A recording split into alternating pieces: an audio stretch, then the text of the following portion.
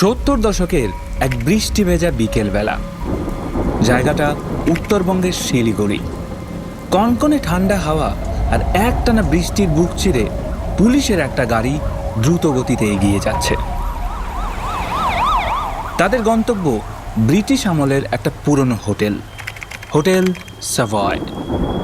গাড়িতে বসে আছেন ধুবড়ী পুলিশের অফিসার ইনচার্জ ডিএন কোহলি, আর তার সাথে আছেন বরদাচরণ শর্মা এবং অপূর্ব বড়ুয়া।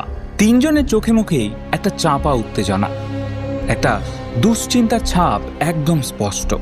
তারা বিগত বেশ কয়েক মাস ধরেই একজনকে খুঁজছেন এবং আজ তাদের এই খোঁজ ফাইনালি শেষ হতে চলেছে। বিকেল 5টা নাগাদ পুলিশের ওই গাড়িটা গিয়ে দাঁড়ালো সাভয় হোটেলের সামনে। তারপর ডিএন কোহলি পা বাড়ালেন ওই হোটেলের 3 নম্বর রুমের দিকে। তার সাথে সাথে পা বাড়ালেন বরদাচরণ শর্মা এবং অপূর্ব বড়ুয়া। প্রাচীন সেই হোটেলের করিডোর ধরে 3 জোড়া বুটের আওয়াজ তখন এগিয়ে চলল 3 নম্বর রুমের দিকে। কিন্তু 3 নম্বর রুমের সামনে গিয়েই একটু থমকে গেলেন অফিসার কোহলি। একবার ঘুরে তাকালেন বরদাচরণের দিকে। বরদাচরণ নিজেও একজন ডিআইজি র্যাঙ্কের পুলিশ অফিসার। কয়েক মুহূর্ত 3 জনে চুপ করে দাঁড়িয়ে রইলেন। গোটা করিডোরে তখন এক অদ্ভুত নীরবতা। সেই নীরবতা ভেঙে অফিসার কোহলি এবার দরজায় টোকা দিলেন। ভেতর থেকে দরজা খুলে দিলেন 58 বছর বয়সী এক শীর্ণকায় বৃদ্ধ। এই বৃদ্ধ আর কেউ নন, আসামের ধুবড়ী জেলা আদালতের অবসরপ্রাপ্ত জাজ উপেন্দ্রনাথ রাজখোয়া। সেই উপেন্দ্রনাথ রাজখোয়া যে একসময় তার কলমের খোঁচায় তাবড় তাবড় অপরাধীদের শাস্তি দিয়েছেন, অন্যায়ের বিচার করেছেন, অথচ আজ তিনি নিজেই শিলিগুড়ির একটা জীর্ণ হোটেলের অন্ধকার ঘরে আত্মগোপন করে আছেন। যাই হোক, অফিসার কোহলি রুমে ঢুকেই সরাসরি প্রশ্ন করলেন, রাজখোয়া সাহেব, আপনার পরিবার কোথায়? পুতুলিয়ার মেয়েরা কোথায়? প্রশ্নটা শোনা মাত্রই জজ সাহেবের ফ্যাকাশে মুখটা যেন আরো সাদা হয়ে গেল। তার হাত পা রীতিমতো কাঁপতে শুরু করলো। আমতামতা করে তিনি বললেন, ওরা তো দার্জিলিংয়ে গেছে, একজন আত্মীয়ের বাড়িতে। আর এই উত্তরটা শোনা মাত্রই বরদাচরণ শর্মা আর নিজেকে আটকে রাখতে পারলেন না। তিনি চিৎকার করে বলে উঠলেন, একদম মিথ্যে বলবেন না, আমরা সব জায়গায় খুঁজেছি, দার্জিলিংয়ে কেউ নেই। আপনি সত্যি করে বলুন, আমার বোন আর ভাগ্নিরা এখন কোথায়? এখানে বলে দিই, উপেন্দ্রনাথ রাজখোয়া সম্পর্কে বরদাচরণ শর্মার জামাইবাবু, এবং বিগত বেশ কিছু মাস ধরেই বরদাচরণ কিছুতেই নিজের বোন, জামাইবাবু এবং ভাগ্নিদের সাথে যোগাযোগ করতে পারছিলেন না। এদিকে রাজখোয়ার নিজের বাড়ি থেকে শুরু করে নানান আত্মীয় স্বজনদের বাড়ি সব জায়গাতেই খোঁজ নিয়ে দেখে ফেলেছেন তিনি, কিন্তু কোথাওই তাদের কোনো ট্রেস পাওয়া যাচ্ছিল না। শেষে অনেক কষ্টে রাজখোয়ার খোঁজ পেয়ে তিনি শিলিগুড়ি এসছেন। ঘরের বাতাস তখন ভারী হয়ে উঠেছে। রাজখোয়া বুঝতে পারলেন এবার আর পালাবার কোনো পথ নেই। তিনি কাঁপা কাঁপা হাতে এক টুকরো কাগজ আর একটা কলম তুলে নিলেন। ঘরে উপস্থিত সবাই তখন ভাবছিলেন জজ সাহেব হয়তো কোনো গোপন ঠিকানা লিখে দেবেন যেখানে ওনার স্ত্রী সন্তানেরা লুকিয়ে আছে, কিন্তু না, রাজখোয়া অসমীয় ভাষায় লিখলেন কেবল একটা লাইন। আর বরদাচরণ যখন ওই লেখাটা পড়লেন, তার পায়ের নিচের মাটি সরে গেল। ওই কাগজে অসমীয় ভাষায় লেখা ছিল, পুতুলি, লিনু, লুনা আর বন্টু, মানে রাজখোয়ার বউ আর 3 মেয়ে, তারা কেউই আর এই পৃথিবীতে নেই। নমস্কার, আমি অপূর্ব, আর আজ আমরা যে কেসটা নিয়ে কথা বলতে যাচ্ছি সেটা ভারতের অপরাধ জগতের ইতিহাসে এক নজিরবিহীন অধ্যায়। এটা এমন একটা কেস যেখানে ভারতের ইতিহাসে প্রথমবার একজন জাজকেই ফাঁসির সাজা শোনানো হয়েছে।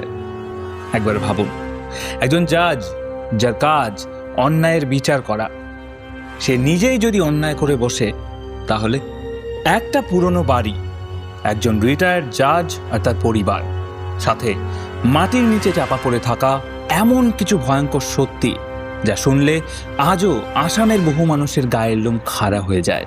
তাহলে চলুন আর দেরি না করে শুরু করা যাক আসামের সেই হাড় হিম করা case, the case of the Rajkhowa murders. কিন্তু ভিডিওটা শুরু করার আগে আপনাদের সবার কাছে আমার বিনীত অনুরোধ, আপনারা যারা যারা নিয়মিত আমাদের চ্যানেলে ভিডিও দেখেন কিন্তু চ্যানেলটাকে সাবস্ক্রাইব করেননি, প্লিজ চ্যানেলটাকে সাবস্ক্রাইব করে দেবেন। বিশ্বাস করুন, আমি এবং আমার টিম প্রচণ্ড এফোর্ট দিয়ে চেষ্টা করছি ভিডিওগুলোকে আরও বেটার করার, প্রত্যেক মুহূর্তে আরও বেটার কোয়ালিটির ভিডিও প্রডিউস করার। তো আপনারা যদি একটু সাবস্ক্রাইব করে আমাদের পাশে থাকেন, সেটা আমাদের জন্য বিরাট বড় পাওনা হবে।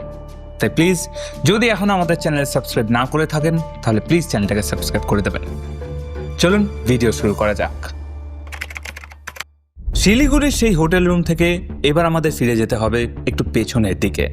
ব্রহ্মপুত্র নদীর তীরে অবস্থিত আসামের একটা শান্ত শহর ধুবড়িতে।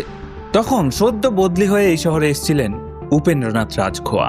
কিন্তু কেসের ডিটেলসে যাওয়ার আগে এই মানুষটাকে একটু ভালো করে চিনে নেওয়া দরকার।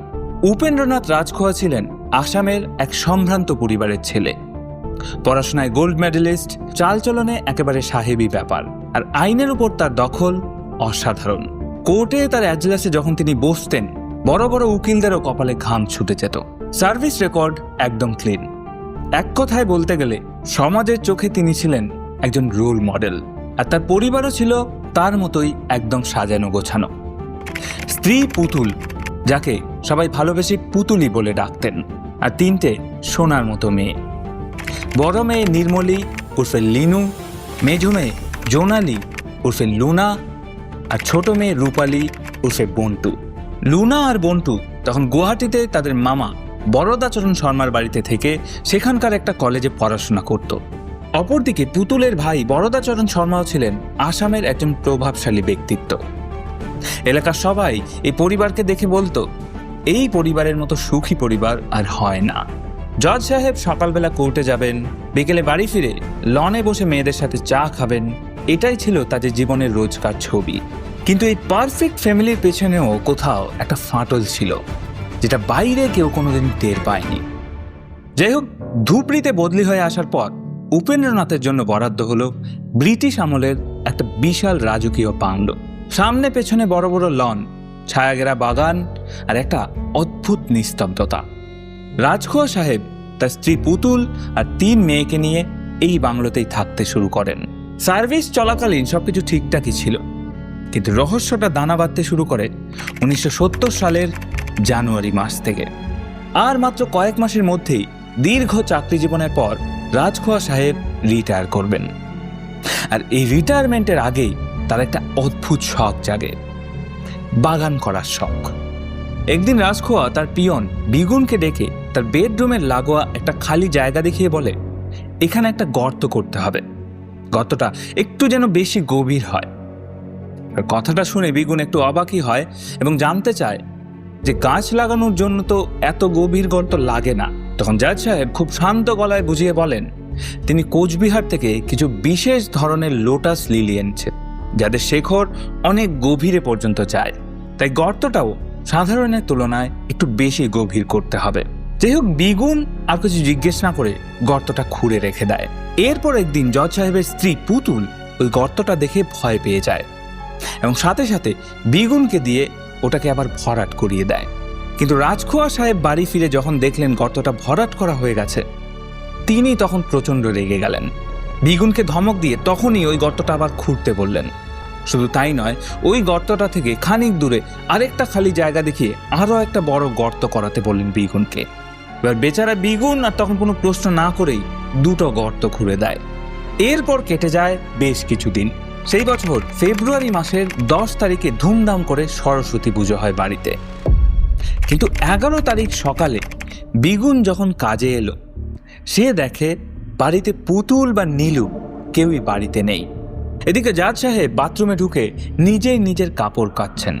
একজন ডিস্ট্রিক্ট জাজ নিজের কাপড় কাচ্ছেন, এই বিষয়টা বিগুনের কাছে একটু অদ্ভুত ঠেকায়। বিগুন জিজ্ঞেসও করে, বাড়িতে এত লোক থাকতে আপনি কাপড় ধুচ্ছেন কেন? কিন্তু জজ সাহেব কোনো উত্তর দিলেন না। তারপর বিগুন পুতুল আর নীলুর কথা জিজ্ঞেস করলে জজ সাহেব বলেন, ওরা আজ সকালেই গুয়াহাটি চলে গেছে, পুতুলের বাপের বাড়িতে, মানে বরদাচরণ শর্মার বাড়িতে। যাই হোক, এরপর আর কোনো প্রশ্ন করা বিগুনের প্রফেশনাল দায়রার বাইরে, তাই সে আর কথা না বাড়িয়ে নিজের কাজে লেগে যায়। তারপর কেটে যায় আরও বেশ কিছুদিন। তারপর একদিন হঠাৎ করেই রাজখোয়া বরদাচরণকে চিঠি লিখে জানায় সে যেন তার ছোট দুই মেয়েকে মানে লুনা আর বন্টুকে তাড়াতাড়ি করে ধুবড়ি পাঠিয়ে দেয়। এর কারণ হিসেবে রাজখোয়া বলেছিলেন আর কিছুদিনের মধ্যেই তিনি রিটায়ার করবেন, তাই এখানে কিছু কাজ আছে যেগুলোতে লুনা আর বন্টুকে তার লাগবে। বরদাচরণ কথা মতো দুই ভাগ্নিকে পরের দিনই পাঠিয়ে দেন ধুবড়ির সেই বাংলোতে। এবার লুনা আর বন্টুকে দেখে পিয়ন বিগুন একটু অবাক হয়। সে ভাবে পুতুল আর বড় মেয়ে লিনু যদি গুয়াহাটি গিয়ে থাকেন তাহলে এই দুজন আবার এখানে এলেন কেন। কিন্তু তখন বিষয়টাকে নিতান্তই একটা ফ্যামিলি ম্যাটার ভেবে বিগুন এই বিষয়ে আর কোনো প্রশ্নই করে না। কিন্তু আশ্চর্যজনকভাবে লুনা আর বন্টু ধুবড়িতে ফেরার দুদিনের মধ্যেই তারাও যেন কোথাও চলে যায়। এবং এবার বিগুন আর জিজ্ঞেস না করে থাকতে পারল না। সে জজ সাহেবকে জিজ্ঞেস করেই ফেলল, ওরা দুজন আবার কোথায় গেল? তখন জজ সাহেব বলেন, ওরা আবার ওদের মামার বাড়ি ফিরে গেছে। আর এই বিষয়টা খুব অদ্ভুত লাগে বিগুনের। এত দূর থেকে এলো, তারপর 2-4 দিন না থেকেই আবার চলেও গেল। এসব কি হচ্ছে? যাই হোক, এর পরেও আরো 2 মাস কেটে গেল। পুতুল, লিনু, লুনা, বন্টু এদের কারোরই কোনো খোঁজ খবর নেই। এদিকে আত্মীয় স্বজনরা যখন চিঠি লিখতেন বা ট্রাঙ্ক করলে খোঁজ নিতেন, তখন রাজখোয়া সাহেব খুব ক্যাজুয়ালি উত্তর দিতেন, ওরা নর্থ ইন্ডিয়া ট্যুরে গেছে। লিনু আর বন্টু পরীক্ষা দেবে না বলেছে, তাই একটু ঘুরে আসছে। কিন্তু মে মাস গড়িয়ে যখন জুন জুলাই চলে এলো, তখন আত্মীয়দের সবুর আর সইল না। বরদাচরণ বাবু যখন দিল্লি আর ডালহৌসির আত্মীয়দের ট্রাঙ্ক করলে যোগাযোগ করে খবর নিলেন, তারা রীতিমতো অবাক হয়ে জানালেন, কই, রাজখোয়া সাহেবের ফ্যামিলির কেউ তো এখানে আসেনি। ব্যাস, এই কথাটা শুনে আর বসে থাকতে পারলেন না ডিআইজি বরদাচরণ। ডিআইজি সাহেব যখন দেখলেন তার নিজের বোন আর ভাগ্নিরা প্রায় কয়েক মাস ধরে নিখোঁজ, তখন তিনি নিজেই বেরিয়ে পড়লেন ধুবড়ির উদ্দেশ্যে। কিন্তু বরদাচরণ যতক্ষণে ধুবড়ি পৌঁছালেন, রাজখোয়া নিজেও ততক্ষণে বেপাত্তা। তারপর থেকেই শুরু হয় খোঁজ। আর এই খোঁজ আসাম থেকে ঘুরতে ঘুরতে এসে পৌঁছায় শিলিগুড়ির এই সাভয় হোটেলের 3 নম্বর রুমে। যাই হোক, রাজখোয়া তো ধরা পড়ল, কিন্তু তার ফ্যামিলি এখন কোথায়? শুরু হলো জেরা। জেরার মুখে রাজখোয়া এক একবার এক এক কথা বলতে লাগলেন। কখনো বলছেন, আমি তো কিছুই জানি না, পুতুল আর মেয়েরা আমাকে কিছু না জানিয়ে কোথাও চলে গেছে। আবার পরক্ষণেই বলছেন, পুতুল খুব ডিপ্রেশনে ছিল, তাই ও নিজেই বাচ্চাদেরকে মেরে নিজেকে শেষ করে দিয়েছে। আমি শুধু মান সম্মানের ভয়ে কাউকে কিছু বলতে পারিনি। পুলিশ অফিসার ডিএন কোহলি খুব ভালো মতোই বুঝলেন জাজ সাহেব ঢাহা মিথ্যে কথা বলছেন। কারণ কোনো মা তার 3 সন্তানকে কখনো ওইভাবে মারতে পারে না।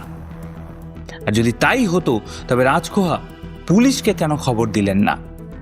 যাই হোক, এদিকে রাজখোয়া যখন পুলিশকে নানাভাবে কনফিউজ করার চেষ্টা করছিলেন, ঠিক তখনই ধুবড়ি পুলিশের আরেকটা টিম তল্লাশি চালাচ্ছিল ওই বাংলোতে। এবং বাংলোতে গিয়ে তাদের 2টো খুব অদ্ভুত জিনিস চোখে পড়ে। বাংলোর কম্পাউন্ডে 2টো জায়গায় নতুন করে বাগান করা হয়েছে। একটা বেডরুমের লাগোয়া, আর অন্যটা তার থেকে খানিক দূরে এসপি অফিসের উল্টো দিকে। পুলিশ বিগুন এবং উমেশকে জিজ্ঞেস করে জানতে পারে জজ সাহেব যাওয়ার আগে এখানে নাকি কোচবিহার থেকে আনা খুব স্পেশাল কিছু ফুলের চারা লাগিয়ে গেছেন। কিন্তু এই বিষয়টা পুলিশের ঠিক হজম হলো না। ওই বৃষ্টির মধ্যেই পুলিশ কোদাল আর শাবল নিয়ে মাটি খুঁড়তে শুরু করলো এবং কয়েক ফুট মাটি সরানোর পরেই মাটির নিচ থেকে বেরিয়ে এলো একগুচ্ছ হাড়গোড় আর একটা পচে যাওয়া শাড়ির টুকরো। 2টো গর্ত থেকে উদ্ধার হলো মোট 4টে মানুষের কঙ্কাল। এবং এই খবরটা বাইরে আসতেই পুরো আসাম স্তব্ধ হয়ে গেল।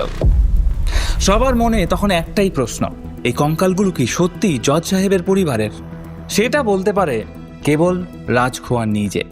কিন্তু রাজখোয়া কিছুতেই মুখ খুলতে নারাজ।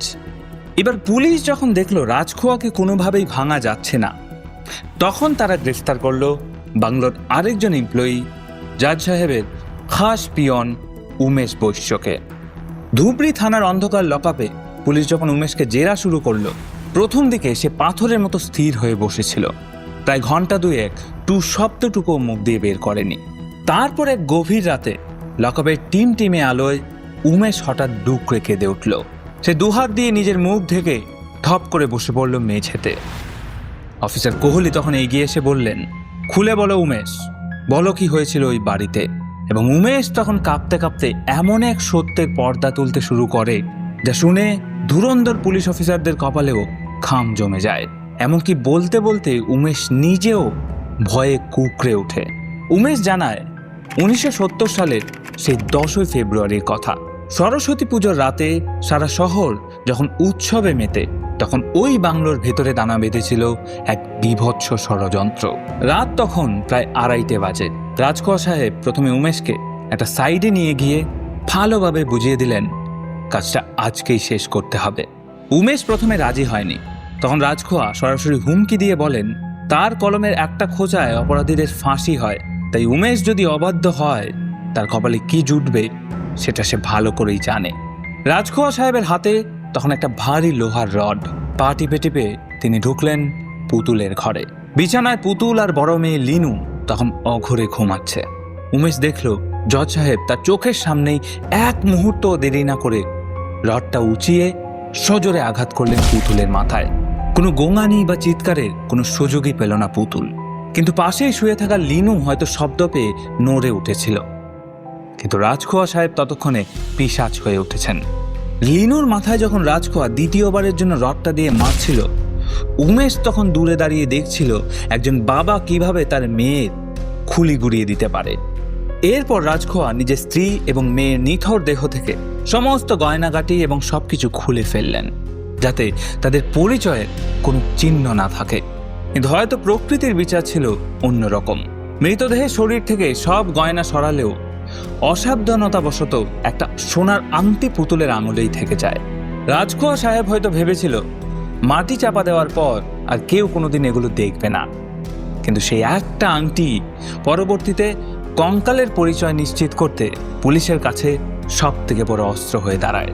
এরপর রাজখোয়া খুব ধীরে সুস্থে উমেশকে দিয়ে বডিগুলো টেনে নিয়ে যায় বেডরুমের পাশের ওই গর্তে। আর সেখানে গিয়ে একটা বডির উপর আরেকটা বডি রেখে মাটি চাপা দেওয়ার কাজ করে উমেশ। উমেশের কথায় উমেশ যখন মাটি চাপা দিচ্ছিল, তখন রাজখোয়া সাহেব একদম পাশে দাঁড়িয়ে নির্দেশ দিচ্ছিলেন যেন মাটি একদম সমান করা হয়, যাতে কেউ কিছু বুঝতেই না পারে এখানে কিছু পোতা হয়েছে। তার কিছুদিন পর এই একই রকম ভাবেই বাকি 2 মেয়েকেও খুন করেন রাজখোয়া এবং তাদের বডিগুলোও পুঁতে দেয় পাশের আরেকটা গর্তে। তো উমেশকে জেরার পর পুলিশ খুব ভালো মতোই বুঝতে পারে এই মার্ডারগুলো একেবারে কোল্ড ব্লাডেড এবং প্রিমেডিটেটেড। মানে জজ সাহেব অন্তত পক্ষে 1-1.5 মাস আগে থেকে এই সমস্ত ছক খসে রেখেছিলেন। কিন্তু উমেশের এই হার হিম করা স্বীকারোক্তির পর একটা প্রশ্ন গোটা আসামের মানুষের মাথায় ঘুরপাক খাচ্ছিল, আর সেটা হচ্ছে কেন একজন মানুষ যিনি সারা জীবন অপরাধ আর অপরাধীদের মনস্তত্ত্ব নিয়ে ডিল করেছেন, কেন তার সাজানো গোছানো সংসারটাকে এইভাবে হাড়ি কাটে চড়িয়ে দিলেন? উপেন্দ্রনাথ রাজখোয়া কি তাহলে পাগল হয়ে গিয়েছিলেন, নাকি এর পেছনে লুকিয়েছিল অন্য কোনো ডার্ক স্টোরি? উমেশের সেই স্বীকারোক্তির পর পুলিশের কাছে কি হয়েছিল সেটা পরিষ্কার, কিন্তু কেন হয়েছিল এই প্রশ্নের উত্তর তখনও অন্ধকারে। কারণ রাজখোয়া সাহেব নিজে এই বিষয়ে একটা শব্দও খরচ করেননি। তবে তদন্তে এবং লোকমুখে 2টো থিওরি উঠে আসে। প্রথম থিওরি হলো কালো জাদু বা ব্ল্যাক ম্যাজিক। বাংলোর আশেপাশে যারা কাজ করত তারা বলতো জজ সাহেব নাকি কোনো এক অতি প্রাকৃত শক্তি পাওয়ার নেশায় বুঁদ হয়ে থাকতেন।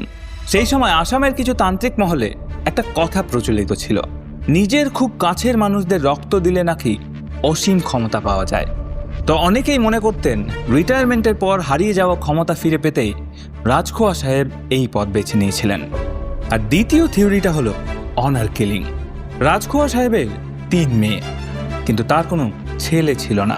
তো শোনা যায় মেয়েদের কোনো ব্যক্তিগত সিদ্ধান্ত বা তাদের জীবনযাপন তার এই সম্ভ্রান্ত ইমেজের সাথে মিল ছিল না। তিনি হয়তো ভেবেছিলেন তার অবর্তমানে তার পরিবার সমাজের চোখে ছোট হয়ে যাবে, তাই নিজেই রক্ষক থেকে ভক্ষক হয়ে উঠলেন। কিন্তু আদালত এই 2টো থিওরির কোনোটাই গ্রহণ করেনি, কারণ আইন চলে প্রমাণের ভিত্তিতে, অনুমানের ভিত্তিতে নয়।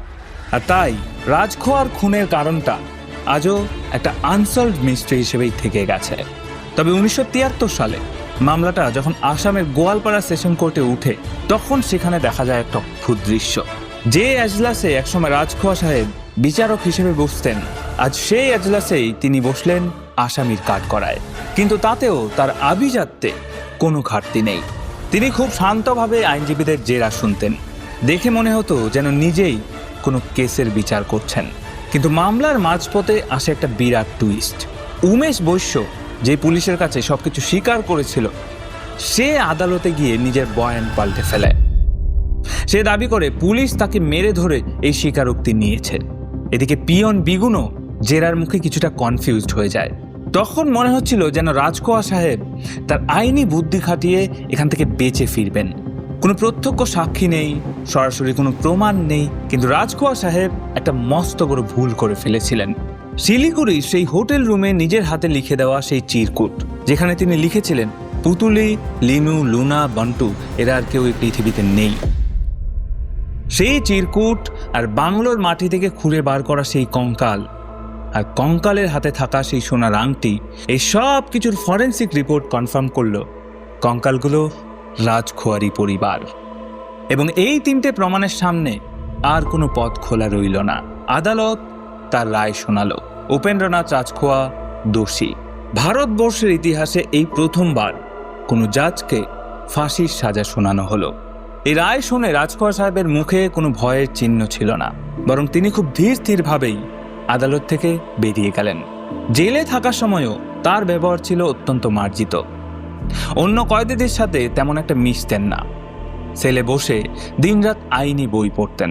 জেলের রক্ষীরা বলতেন তাকে দেখে মনেই হতো না যে তিনি নিজের পরিবারের 4 জন মানুষকে খুন করেছেন। কারণ রাজখোয়ার মুখে না ছিল কোনো অনুশোচনা, না ছিল কোনো কান্না। এরপর এলো 1976 সালের 14 ফেব্রুয়ারি, জোরহাট সেন্ট্রাল জেল, যেদিন সারা পৃথিবী ভালোবাসা দিবস পালন করে। সেই দিনই উপেন্দ্রনাথ রাজখোয়াকে দেওয়া হলো তার প্রাপ্য শাস্তি। সেদিনও তিনি ছিলেন একদম শান্ত এবং নির্বিকার, যেন তিনি আগে থেকেই জানতেন এটাই তার ভবিতব্য। যাই হোক, উপেন্দ্রনাথ রাজখোয়া তো চলে গেলেন, কিন্তু ধুবড়ির সেই বিশাল বাংলোটা তখনও রয়ে গেল। আর সেই বাংলোটাকে ঘিরে শুরু হলো এক নতুন অধ্যায়। রাজখোয়া সাহেব চলে যাওয়ার পর সেই বাংলো হয়ে উঠল এলাকার সব থেকে ভয়ের জায়গা। স্থানীয় মানুষদের কাছে তখন আর ওই বাংলোটা জজ সাহেবের বাংলো রইল না, হয়ে উঠল ধুবড়ির ভূত বাংলো। রাতে ওই রাস্তা দিয়ে যেতে মানুষ ভয় পেত। লোকে বলতো নিঝুম রাতে ব্রহ্মপুত্রের হাওয়া যখন এই বাংলোর জানলায় ধাক্কা মারে, তখন ভেতর থেকে নাকি লিনু, লুনা আর বন্টু খিলখিলিয়ে হেসে ওঠে। আবার কখনো শোনা যায় এক মহিলার ডুকরে ডুকরে কান্নার আওয়াজ। এবং বছরের পর বছর ধরে কোনো সরকারি অফিসার ওই বাংলোতে পা রাখার সাহস পাননি। বাংলোর ভেতরে পড়েছিল ধুলোর আস্তরণ, আসবাব খেয়েছিল উই পোকাতে। আর সেই দুটো বাগান যেখানে একসময় জজ সাহেব নিজের হাতে গর্ত খুঁড়েছিলেন, সেখানে গজিয়েছে বিষাক্ত আগাছা। স্থানীয়দের বিশ্বাস ছিল যে মাটির নিচে 4-4টে জ্যান্ত প্রাণকে অকালে পিষে মারা হয়েছে, সেই মাটি কোনোদিন শান্তি পেতে পারে না। ফাইনালি 2020 সালে এসে প্রশাসন সেই বাংলোটাকে ভেঙে ফেলার সিদ্ধান্ত নেয় এবং পুরনো সেই ইমারত গুড়িয়ে দিয়ে সেখানে আজ তৈরি হয়েছে এক আধুনিক আদালত ভবন। কি অদ্ভুত, তাই না? যে মাটিতে একদিন 4টে স্বপ্নকে জ্যান্ত কবর দেওয়া হয়েছিল, আজ সেই মাটিতেই মানুষ আসে ন্যায় বিচারের আশায়। এই পুরো ঘটনাটার সব থেকে বড় বিড়ম্বনা কি জানেন? উপেন্দ্রনাথ রাজখোয়া কোনো সাধারণ অপরাধী ছিলেন না। তিনি ছিলেন আইনের রক্ষক, একজন ডিস্ট্রিক্ট অ্যান্ড সেশন জাজ, যার কাজই ছিল সমাজের অন্ধকার দূর করা। কিন্তু তিনি নিজেই নিজের অন্দরমহলে এমন এক অন্ধকার পুষে রেখেছিলেন যা মানুষের কল্পনাকেও হার মানায়। যাই হোক, এই ছিল আজকের ভিডিওটা কেমন লাগলো সেটা অবশ্যই কমেন্ট করে জানাবেন আপনারা সবাই। আর যারা যারা এই অবধি ভিডিওটা দেখলেন, অসংখ্য ধন্যবাদ শেষ অবধি ভিডিওটা দেখার জন্য। বিশ্বাস করুন, আপনারাই আমাদের এই চ্যানেলের ডেডিকেটেড শ্রোতা বা দর্শক। আমি চাইবো এভাবেই আপনারা পাশে থাকবেন, এবং আপনি যদি নতুন হয়ে থাকেন এই চ্যানেলে, তাহলে প্লিজ আমাদের চ্যানেলটাকে সাবস্ক্রাইব করে দেবেন। এখানে এই ধরনের আরও ইন্টারেস্টিং কেস নিয়ে ভিডিও আসতেই থাকে। তাহলে দেখা হচ্ছে পরের ভিডিওতে। ততক্ষণ অবধি ভালো থাকবেন, সুস্থ থাকবেন এবং অবশ্যই সাবধানে থাকবেন।